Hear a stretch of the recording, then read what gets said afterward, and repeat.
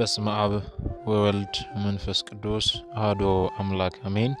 የተወደዳችሁ የእግዚአብሔር ቤተሰቦች የእናታችን ቅድስት ድንግል ማርያም የአስራት የቃል ኪዳን የበረከት ልጆች የጻድቃን የሰማዕታት ወዳጆች በወደደንና ባፈቀረን በልዑል እግዚአብሔር ፍጹም ሰላም ላችኋለሁ። እንደምን ዋላችሁ? እንደምን ላይ ሰዓት ድረሳችሁ? አሜን። እንደ ኃጢአታችንና እንደ በደላችን ብዛት ሳይሆን እንደ ምሕረትና እንደ ቸርነት ተመልክቶ እስከዚህ ሰዓት ያደረሰን የአባቶቻችን አምላክ ልዑል እግዚአብሔር ስሙ የተመሰገነ ይሁንልን። እንደ እግዚአብሔር አምላካችን በጎ ፍቃድ ዛሬ የምንነጋገረው የአብይ ጾም አራተኛ ሳምንት የሆነውን መጻጉዕ ተብሎ በቤተ ክርስቲያናችን ሊቅ በሊቁ ቅዱስ ያሬድ የተሰየመውን ስያሜ መጻጉዕ ለምን ተባለ ወይም ደግሞ መጻጉዕ በተሰየመበት ሳምንትስ በክርስቲያናችን ስለምንድን ነው የምታስተምረው ምንስ የተከናወነበት ነው የሚለውን እግዚአብሔር አምላካችን በፈቀደልን መልኩ እንነጋገራለን። ለዚህ ትምህርታችን ታዲያ ርዕስ የሚሆነንን አንድ ርዕስ በዚህ በዮሐንስ ወንጌል ምዕራፍ 5 ቁጥር 6 ላይ ልትድን ትወዳለህን የሚለውን ኃይለ ቃል መነሻ አድርገን እንማማራለን ማለት ነው። እርሱ በመካከላችን ተገኝቶ የተጣመመውን አቃንቶ የጎደለውን አሟልቶ በአፈ መላእክት አርሞ ያስተምረን ይመክረን ይገስጸን ዘንድ የእርሱ መልካምና በጎ ፍቃዱ ይሁንልን። እንግዲህ እንደ እግዚአብሔር አምላካችን በጎ ፍቃድ መጻጉዕ ማለት ምን ማለት ነው የሚለውን ስንመለከት መጻጉዕ ማለት በአልጋ ቁራኛ በደዌ ዳኛ የተያዘ በሽተኛ ማለት ነው። ትርጉሙ መጻጉዕ የምንለው በአልጋ ቁራኛ በደዌ ዳኛ የተያዘ በሽተኛ ማለት ነው። ታዲያ ይህንን የዚህን ታሪክ ወይም ደግሞ መጻጉዕ ተብሎ የተሰየመበትን ታሪክ የምናገኘው ታሪኩ ረጅም ነው። ነገር ግን እኛ ሳጥረን እግዚአብሔር አምላካችን በፈቀደልን መልኩ ለጥቂት ደቂቃ እንነጋገራለን ማለት ነው። ይህንን ኃይለ ቃል የምናገኘው የዮሐንስ ወንጌል ምዕራፍ 5 ቁጥር 1 ጀምሮ ስንመለከት እንዲህ የሚል ቃል እናገኛለን። ከዚህ በኋላ የአይሁድ በዓል ነበረ። ኢየሱስም ወደ ኢየሩሳሌም ወጣ።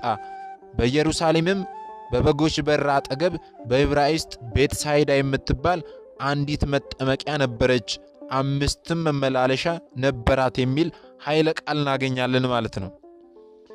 እዚህ ጋር ልናስተውል የሚገባን በኢየሩሳሌም በበጎች በር አጠገብ በዕብራይስጥ ቤተሳይዳ የምትባል አንዲት መጠመቂያ ነበረች ይለናል። ቤተሳይዳ በዕብራይስጥ ቤተሳይዳ የምትባል በእኛ ግን በአማርኛው ሲተረጎም የይቅርታ ቤት የምትባል መጠመቂያ ነበረች። 5 መመላለሻ ነበራት ወይም ደግሞ 5 እርከን ነበራት ይለናል። 5 እርከን መኖሩ ወይም ደግሞ 5 መመላለሻ መኖሩ የ5ቱ አዕማደ ምስጢር ምሳሌ ነው ማለት ነው። የውሃውን መንቀሳቀስ እየጠበቁ በሽተኞች፣ እውሮች፣ አንካሶች፣ ሰውነታቸውም የሰለለ ብዙ ሕዝብ ይተኙ ነበረ ይለናል። በዚች 5 እርከን ላይ በዚች በ5 መመላለሻ በተባለችው ላይ በሽተኞች ይተኙበት ነበረ። አይነ ስውራን የሆኑ በሽተኞች፣ አንካሶች፣ ሰውነታቸው የሰለለ ወይም የደረቀ ሰውነታቸው የሚንቀሳቀስ የሚንቀጠቀጥባቸው ሰዎች፣ በአልጋ ቁራኛ በደዌ ዳኛ የተያዙ ሰዎች በዚህ 5 እርከን ወይም መመላለሻ ላይ ይተኙ ነበረ። ስለምንድን ነው የሚተኙት ካልን ደግሞ የውሃውን መንቀሳቀስ እየጠበቁ ይለናል። መጠመቂያ ወይም ደግሞ ውሃ ያላት በዕብራይስጥ ቤተሳይዳ የምትባል አንዲት መጠመቂያ ነበረች የተባለችው ውሃው እስኪንቀሳቀስ ድረስ እየጠበቁ እነዚህ በአልጋ ቁራኛ በደዌ ዳኛ የተያዙ ሰዎች ይተኙባት ነበረ። አንዳንድ ጊዜ የጌታ መልአክ ወደ መጠመቂያይቱ ወርዶ ውሃውን ያናውጥ ነበርና ይለናል። ለምንድን ነው የውሃውን መንቀሳቀስ የሚጠብቁት? ወይም ደግሞ ውሃው ስለምንድን ነው የሚንቀሳቀሰው? ማን ነውስ የሚያንቀሳቅሰው ካልን የጌታ መልአክ አንዳንድ ጊዜ የጌታ መልአክ ወደ መጠመቂያይቱ ወርዶ ውሃውን ያናውጠው ነበረ። ታዲያ እንዲህ ከውሃው መናወጥ በኋላ በመጀመሪያ የገባ እነዚህ በ5ቱ እርከን ላይ የተኙ በሽተኞች ዘመድ ያላቸው፣ ጉልበት ያላቸው፣ አቅም ያላቸው ተነስተው ቀድመው ወደ ውሃ ውስጥ ወይም ደግሞ ወደ መጠመቂያ ውስጥ ቀድሞ መልአኩ በሚያናውጽበት ሰዓት ላይ ቀድሞ የገባ ሰው የመጀመሪያው ሰው ብቻ ከሕመሙ ደዌ ይፈወስ ነበረ ማለት ነው። የእግዚአብሔር መልአክ የሚመጣው ስለምንድን ነው ካልን በመጀመሪያ ለመባረክ ነው። እኛ የምንጠመቅበትም በዘመናችንም ያለውን ጸበል ሁሉ መላእክት ከሰማይ ወርደው ይባርኩልናል። ያን ጊዜ ድህነትን እናገኝበታለን። ሁለተኛው ደግሞ ጸሎታችንን ሁሉ ለማሳረግ ነው። መላእክት ስለ ሁለት ነገር ይመጣሉ፣ ይላካሉ፣ ከጌታችን ዘንድ ታዘው ይመጣሉ። ታዲያ በዚህ ጊዜ መልአኩ ከሰማይ ወርዶ ውሃውን በሚያናውጽበት ሰዓት ላይ ቀድሞ የገባ ሰው ከውሃው ይፈወስ ነበርና በዛ በአምስት እርከን ላይ የተቀመጡ ወይም የተኙ ሕዝቦች፣ በሽተኞች፣ ደዌያን ቀድሞ የገባ ሰው ብቻ አንዳንድ ሰው ብቻ ይፈወስ ነበረ ማለት ነው። ታዲያ በዚህ ጊዜ ከታመመ 38 ዓመት የሆነው አንድ በሽተኛ ነበረ። 38 ዓመት ሙሉ ዘመዶቹ አምጥተው በዚች ቤተሳይዳ ወደ ተባለች ቦታ ወደ መጠመቂያዊቱ ቦታ ተሸክመው አምጥተው አስቀምጠውታል። ነገር ግን ዘመድ ስለሌለው ጉልበት ስለሌለው ተነስቶ መጠመቅ ስላልቻለ ብቻ 38 ዓመታትን ውሃው ሲናወጽ ሌላው ቀድሞ እየገባ ሲድን እየተመለከተ 38 ዓመታትን ሙሉ በአልጋ ቁራኛ በደዌ ዳኛ እየተሰቃየ 38 ዓመታትን ያስቆጠረ አንድ በሽተኛ ሰው ነበረ። ታሪኩም የሚያውጠነጥነው መጻጉዕ የተባለውም ይህ ነው ማለት ነው። ታዲያ ኢየሱስም ይህንን ሰው ተኝቶ ባየ ጊዜ እስካሁን ብዙ ዘመን እንዲሁ እንደነበረ አውቆ ወደ እርሱ ሄዶ እንዲህ የሚል ቃል ተናገረው። ጌታችንም የእኛን መሰቃየት፣ የእኛን መከራ ማየት፣ የእኛን መታመም ያውቃልና ነገር ግን እሱ እኛን የሚፈውስበት ጊዜ አለው ማለት ነው። ወደ እርሱ ጠጋ ብሎ ልትድን ትወዳለህን ብሎ ጠየቀው ማለት ነው። ጌታችን መድኃኒታችን ኢየሱስ ክርስቶስ ይህንን ጥያቄ ሲጠይቀው መዳን እንደሚፈልግ ሳያውቅ ቀርቶ አይደለም። ስለምንድን ነው የሚጠይቀው? ጌታችን አምላካችን መድኃኒታችን ኢየሱስ ክርስቶስ የእኛን መዳን መፈለግ ከእኛ ጠይቆ ከእኛ ተረድቶ ነው ሊያድነን የሚፈልገው። ስለምንድን ነው የጠየቀው ካልን ምን ያህል እምነት እንዳለው ምን ያህል ተስፋ እንዳለው ለማወቅ ነው ማለት ነው። አንድም ይሄ ነው። ሁለተኛው ደግሞ ምክንያቱ በሰንበት ቀን አድኖኛል ብሎ ከተፈወሰ በኋላ ጌታችንን እንዳይከስ ወይም ደግሞ ክስ እንዳያነሳ ሲል ልትድን ትወዳለህን ብሎ ጌታችን መድኃኒታችን ኢየሱስ ክርስቶስ ይህንን በሽተኛ ጠይቆታል። ስንቶቻችን ዛሬ ጠይቀን ጥያቄያችን ነገ ስላልተመለሰልን፣ ዛሬ ታመን ጌታችን ስላልፈወሰን፣ ዛሬ ጸበል ተጠምቀን ዛሬ ውሉ ስላልዳንን ስንቶቻችን እያማረርናለን። ነገር ግን ከዚህ መጽሐፍ ቅዱስ ቃል ላይ እንደምንመለከት 38 ዓመት ሙሉ የጌታን መምጣት ወይም ደግሞ አንድ ቀን በዚህ መልአኩ መጥቶ በሚያናውጸው ጸበል እንደሚድንና እንደዛውም ደግሞ አንድ ቀን ገብቼ ይፈወስ ይሆናል ብሎ ተስፋ እንዳለው መረዳት ያስፈልጋል ማለት ነው። 38 ዓመት ሙሉ ተስፋ ሳይቆርጥ ያ በሽተኛ እግዚአብሔርን ይጠባበቅ ነበር ማለት ነው። በዚህ ጊዜ ጌታችን ልትድን ትወዳለህን ሲለው አዎን ጌታ ሆይ፣ ነገር ግን ዘመድ የለኝም ብሎ መለሰለት ማለት ነው።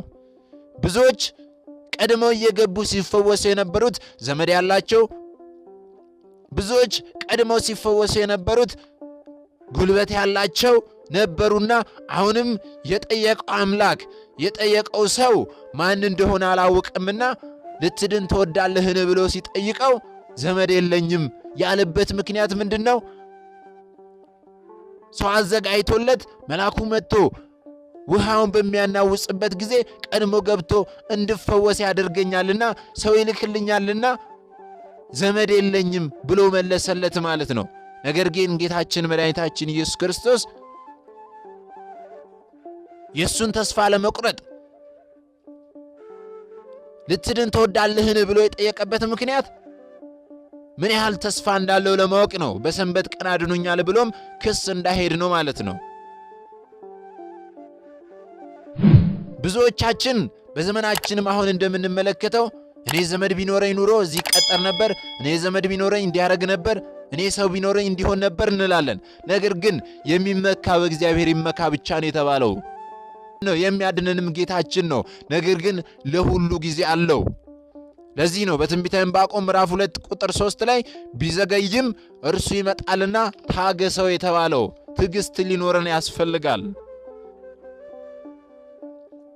ብዙዎቻችን ታመን ሳምንት ሳይሞላን ተስፋ የምንቆርጥ ሰዎች አለን።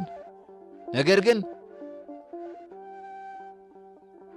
በመጽሐፈ ምሳሌ ምዕራፍ 27 ቁጥር 18 ላይ እንደተጠቀሰው በለሱን የጠበቀ ፍሬዋን ይበላል፣ ጌታንም የሚጠብቅ ሁሉ ይከብራል ይለናል። ጌታችንን ልንጠብቀው ያስፈልጋል። እርሱ ምክንያት አለው። 7 ቀን ሄደን ጸበል ስለተጠመቀን ስላልዳንን አይ ጌታችን በቃ ሊያድነኝ አልቻለም ብለን ከሃይማኖት እየቀየርን የመዳን ምልክትን ብቻ እያየን እዚህ ቦታ መዳን አለ ሲባል ወደዛ፣ እዛ ቦታ መዳን አለ ሲባል ወደዛ፣ ከሃይማኖት እየዘለልን መዳን ያልቻልን ብዙዎች አለን። ልንድን የምንድን እየመሰለ ነገር ግን ትክክለኛው ድህነት የሚገኘው ጌታችን መድኃኒታችን ኢየሱስ ክርስቶስን በትዕግስት በተስፋ ሆነን ስንጠብቀው ብቻ ነው። ለመሞትም ጊዜ አለው፣ ለመዳንም ጊዜ አለው፣ ለመፈወስም ጊዜ አለው፣ ለመኖርም ጊዜ አለው። ሁሉንም ነገር ጌታችን መድኃኒታችን ኢየሱስ ክርስቶስ ነገርን ሁሉ በጊዜው ውብ አድርጎ ሰራው። ለሁሉ ዘመን አለው፣ ለመዳን ዘመን አለው ተብሎ በመጽሐፈ መክብብ ምዕራፍ 3 ቁጥር 1 ላይ እንደተጠቀሰው ማለት ነው። ስለዚህ ለሚደረገው ነገር ሁሉ ጌታችን መድኃኒታችን ኢየሱስ ክርስቶስ የእኛን መሰቃየት ሳይቀርቶ አይደለም፣ የእኛን መዳን ሳይፈልግ ቀርቶ አይደለም። ነገር ግን እርሱ ያስቀመጠበት ዝም ያለበት ምክንያት አለው። ዓይኖች ያሉት ያያል፣ ጆሮች ያሉት ይሰማናል። ነገር ግን የራሱ የሆነ ጊዜ ያለውና ሁላችንም ባለን ሃይማኖት ጸንተን ጸበል የምንጠመቅም ከሆነ ጾም ጸሎትን እያደረግን ንስሐ እየገባን ጸበሉን እየተጠመቅን ጌታችን መድኃኒታችን የምሕረት እጁን እስኪዘረጋልን መጻጉዕን የፈወሰ አምላክ እኛንም እንዲፈውሰን በትዕግስት መጠበቅ ይኖርብናል ማለት ነው። ታዲያ ልትድን ትወዳለህን ካለው በኋላ እኔ ዘመድ የለኝም ካለ በኋላ አዎድናል መዳን እፈልጋለሁ ጌታ ሆይ፣ ነገር ግን በተናወጠ ጊዜ በመጠመቃይቱ ውስጥ የሚያኖረኝ ሰው የለኝም፣ ነገር ግን እኔ ስመጣ ሳለው ሌላው ቀድሞኝ ይወርዳል ብሎ መለሰለት ማለት ነው ለጌታችን። ታዲያ ጌታችን መድኃኒታችን ኢየሱስ ክርስቶስ ሁሉም በጊዜው ውብ አድርጎ የሚሰራው አምላካችን 38 ዓመት ሙሉ አልጋ ላይ በአልጋ ቁራኛ በደዌ ዳኛ ተይዞ ሰዎች ሲድኑ ቁጭ ብለው እየተመለከተ ነገር ግን እርሱ መዳን ያልቻለ 38 ዓመት ሙሉ በተስፋ ሲጠባበቀው የነበረውን አምላክ መጥቶ ተነሳና አልጋህን ተሸክመ ሂድ አለው። እንዴት ደስ የሚል ቃል ነው! ጌታችን ዕውራንን ሲያበራ፣ ደዌያንን ሲፈውስ፣ ሕመምተኞችን ሽባዎችን ልብሱን እየነኩ ሲፈወሱ ሲድኑ ነበረ። በብዙ ጥቅስ ላይ በብዙ መጽሐፍ ቅዱስ ላይ አሁን ግን በቃል ብቻ ተነሳና አልጋህን ተሸክመ ሂድ አለው ማለት ነው። ወዲያው ሰውየው ዳነ፣ አልጋውንም ተሸክሞ ሄደ። 38 ዓመት ሙሉ በበሽታ የተናወጸ አካል፣ በበሽታ የተጎዳ አካል የተኛበትን አልጋ ተሸክሞ 38 ዓመት ሙሉ የተሸከመችውን አልጋ እርሱ ደግሞ ተራውን ተሸክሟት ሄደ ማለት ነው። እግዚአብሔር አምላካችን ሲፈውሰን እንዲህ ነው። 38 ዓመት ሙሉ ብንጎዳም እንኳን ጌታችን ያደረገው ጌታችን የፈወሰን ፈውስ ምንም አይነት ነገር እክል ሊኖረው አይችልም ማለት ነው። ጌታችን በጊዜው የፈጸመው ነገር ወዲያውኑ ሰውየው ተነስቶ ዳነ፣ አልጋውንም ተሸክሞ ሄደ ማለት ነው። ስለዚህ ወደ ራሳችን ሕይወት ስንመለስ ዛሬም ሊሆን ይችላል፣ ነገም ሊሆን ይችላል፣ ከነገ ወዲያም ሊሆን ይችላል፣ ብዙ ዘመናትንም ልናስቆጥር እንችላለን። ነገር ግን ጌታችን መጥቶ የፈወሰን ዕለት ትክክለኛውን ፈውስ ስለምናገኝ ጌታችን ሁሉን ነገር የሚያደርገው በራሱ በፈለገው ቀን ነው። ስለዚህ ሃይማኖታችንን ጸንተን መያዝ የማንችል ሰዎች ብዙዎች ነንና አስተውለን የጌታን መምጣት የጌታን የፈውስ ቀን ልንጠባበቅ ይገባል ማለት ነው። እዛ መዳን አለ ስለተባለ እዛ መዳን አለ ስለተባለ እዚህ መዳን አለ ሲባል ወደዚህ ልንቀያየር አያስፈልግም ማለት ነው። ንስሐ ገብተን ሥጋ ወደሙን ተቀብለን ጾም ጸሎት እየጸለየን አምላካችንን መጠባበቅ መቻል ይኖርብናል ማለት ነው። ታዲያ በዚህ መጻጉዕ ተብሎ በተሰየመው የቤተክርስቲያናችን የአብይ ጾም 4ኛ ሳምንት ላይ የሚነገረው የመጻጉዕ ታሪክ ነው። መጻጉዕ የሰውየው ወይም ደግሞ የዳነው የዛ ሰው ስም ሳይሆን በሽተኞችን የፈወሰበት ዕለት ስለሆነ ብዙ በሽተኞች የተፈወሱበት 38 ዓመት ሙሉ በአልጋ ቁረኛ በደዌ ዳኛ ተኝቶ የነበረ ሰው የተፈወሰበት ዕለት ስለሆነ ቀኑም ሰንበት ስለነበረ የዚህ ሰው ታሪክ በዚህ ሳምንታት ሁሉ በደንብ በስፋት ይነገራል ማለት ነው። ከዚህ ታሪክ ታዲያ ልንረዳ የሚገባን ነገር ምንድነው? መጻጉዕን የፈወሰ አምላክ እኛንም ይፈውሰናል ብለን በሃይማኖታችን ጸንተን ልንቆም ይገባናል ማለት ነው። ሰሚዎች ብቻ ሳንሆን የሰማነውን ቃልም መተግበር መቻል ይኖርብናል። ብዙ ጊዜ ቤተክርስቲያን ትምህርት ይነገራል፣ ቤተክርስቲያን ታስተምራለች፣ ትሰብካለች፣ ነገር ግን የሚፈጽመው አካል የለም። 38 ዓመት ሙሉ የተሰቃየ ሰው እግዚአብሔር በፈቀደው ቀን ጊዜና ሰዓት ተፈውሶ እናያለን በዚህ ኃይለ ቃል ላይ። ስለዚህ እኛም ዛሬ ብንታመም እንኳን ጌታችን በፈቀደው ቀን መዳን እንደምንችል ተስፋ ሳንቆርጥ በሰው ሳንመካ እከሌ ያድነኛል፣ እዚህ ቦታ ብሄድ ድናለሁ፣ እዛ ጋር ብሄድ ድናለሁ ሳንል ባለንበት ሆነን በጾም በጸሎት እግዚአብሔርን ልንጠባበቅ ያስፈልጋል ማለት ነው። ስለዚህ የቤተ ክርስቲያናችን አስተምሮ የአብይ ጾም 4ኛ ሳምንት በሆነው በመጻጉዕ የምታስተምረው ትምህርት ይህንን ነው ማለት ነው። መጻጉዕን የፈወሰ አምላክ እኛንም በምሕረት በቸርነቱ ይፈውሰን። እንደ እግዚአብሔር መልካምና በጎ ፍቃድ ይህንን ያህል ከተነጋገርን ይበቃናል። የመጻጉዕ ታሪክ አላለቀም፣ ሌሎች ታሪኮችም አሉት ከዚህ በኋላ። ነገር ግን ያንን እያነሳን የምንሄድ ከሆነ ይረዝምብናልና ለዛሬ ይህንን ያህል ከተነጋገርን ይበቃናል።